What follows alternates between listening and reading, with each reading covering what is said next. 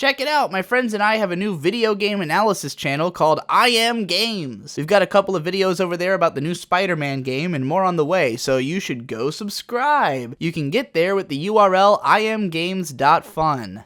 The variety of subjects which I've seen referred to as deep is so deep in itself as to leave the meaning of the word curious to me. Complexity and profundity of thought is a dictionary definition for depth, but what on earth is the baseline? Complex compared to what? How can something be especially profound? This might only be a question for me because I grew up on the internet, a world wherein you can learn literally anything just by looking it up. One of my best friends in high school taught himself computer engineering, networking, nutrition, and everything he needed to know to easily pass all of his classes in every subject just by knowing where to find the information. When I didn't know something, he'd frustratedly tell me to go find a subreddit about it. My housemate Tom Oliver, co-producer of the I Am Games channel, is currently coding a video game based on knowledge he gathers from YouTube tutorials, at a rate which easily outpaces what he'd be forced to move at in a scholastic setting. And well, I know what the word ostentatious means, and I sure didn't learn it in class. Information is easy now. Wikipedia will tell you enough about a philosophical or psychological concept to convincingly write a story about it, and you don't even have to finish the article. Is Ghost in the Shell deep because it brushes on the subject of existentialism as it relates to advances in technology? Maybe at the time it came out this was a challenging idea, but now that it's boilerplate water cooler conversation, it's hard not to notice that the film doesn't really expand on the topic. Some of my favorite media, such as Standalone Complex, Mass Effect, and Evangelion, touch on a huge variety of topics, many of which have larger fields of research tied to them. But are they telling me something I don't know? How far can a work of fiction even dive into a topic while still attempting to be an entertaining story? Profundity is defined as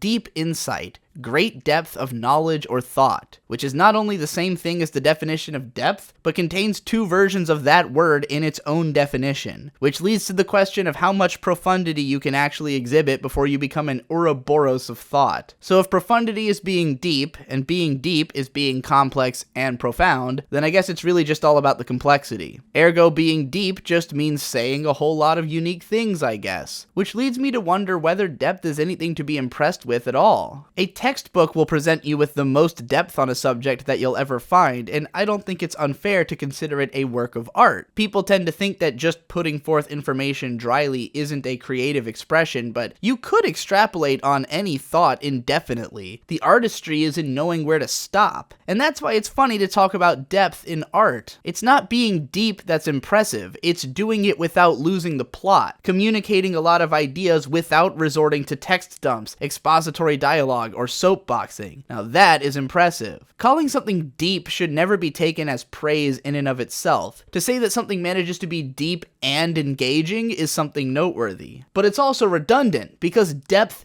is engaging. No matter how much someone tells you that they like to turn their brain off, no one likes something just because of how flashy or gaudy or fast or immediate it is, no matter how much it might seem that way. We care about skill. We care about depth of craftsmanship. And granted, not everyone is looking for the same elements of craft, nor has the same depth of understanding of it in the first place, but there's a reason we at minimum consume things which are more advanced than children's art, which could easily meet those aforementioned criteria. It's because we want something that's above our level. Crafting a memorable image, phrasing information in the most easily digestible and repeatable way, or making it feel good to see the reaction a character has to you pressing a button, doing these things requires profundity on the part of a creator, and that is the profundity which resonates with us. Pikachu's Vacation may not cover a broad swath of themes and send you to the encyclopedia, but a moment like this requires such an incredible depth of artistic understanding on how to make a viewer instantly empathize with and be entertained by the actions and emotions of a fake animal that I think it's as fair to consider it deep as I would a show spending 15 minutes describing how its setting is couched in an amount of understanding social psychology which you could develop in a day's reading. So I guess what I'm saying is that should we have any single measure of what makes a work of art worthwhile, it should be engagement. After all, finding the line on what is or isn't art may be near impossible, but recognizing the gradient of what is or isn't an engaging way way to spend your time is as simple as feeling it. And everyone's engagement is worth its own weight. There is no way to call something bad which isn't making a personal complaint about a failure in the context of your own values, or what you have observed as a consensus set of values among the section of population which you've decided to represent. Always remember that just because someone else likes something which you find unengaging doesn't always mean they're dumb or uneducated. It might just mean that their value set is completely different from yours, and you should try to understand that instead of dismissing them out of pocket. Not to say that you have to actually engage with their opinions, because who honestly gives a shit, but just try to recognize that we're all different and have our own perspectives, and that's cool as shit. Anyways, I just wrote this so I could advertise I Am Games, and now so I can remind you again that I have a Patreon. Thanks again for watching, and I'll see you in the next one.